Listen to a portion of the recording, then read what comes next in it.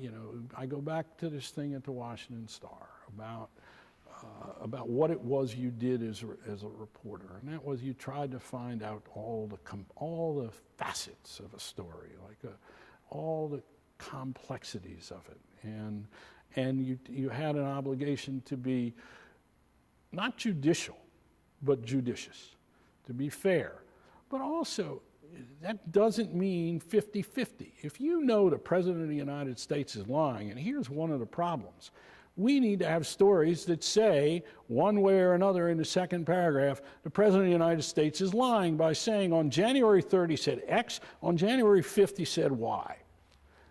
No one writes We that. don't do that. Now, some people do, but you need to do it day after day after day if you think that's what the news is.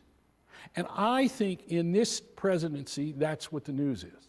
I think the news of the Bush presidency is the statements of Condoleezza Rice, the statements over and over of George Bush, of Cheney, of Rumsfeld, of Bremer, and ad infinitum that have turned out to be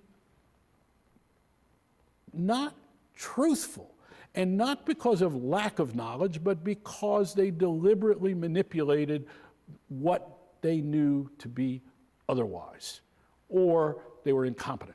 And that's another part of the story, is the incompetence of that's a real story. Now, we've never had this problem, perhaps, of a president whose competence, his basic competence is questionable. I'm not sure we've ever had to deal with that before. But take the example of this president getting up and saying, well, we never knew that Katrina could breach the levees. And then the AP has got a video of the guy being briefed by the guy down at the Hurricane Center, yeah. and saying, you know, the levees could go. That's right. Why isn't that?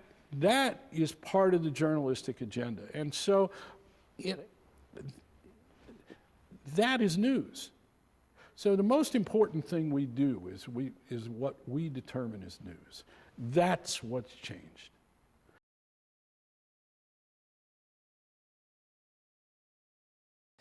And then, of course, there was a time you were subpoenaed by the Republican National Committee, and your notes somehow end up in the possession of one Catherine Graham. Yeah, I mean, I didn't know what happened. Yeah, well, that's what happened.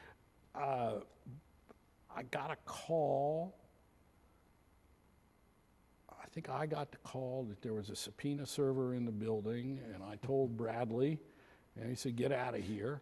Go see a movie. And where are your notes? And I said, they're in those file cabinets there. And that's my recollection. You better check it against Bob's and Ben's.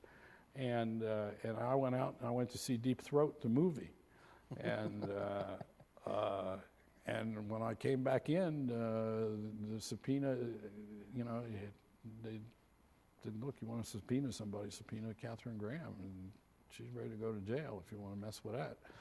Well, which is a great metaphor, because frankly, honestly, in the last 30 years, it's hard to think of an owner who would have put herself on the line for the journalism of the enterprise. The great thing, you know, that again, the Pentagon Papers figures in this, that the New York Times had shown itself willing, you know, to go to jail if need be, the owners of the Times, and in the Pentagon Papers, and then the Post had done the same, and then came this, and we were blessed with this publisher. You really were. And who extraordinary.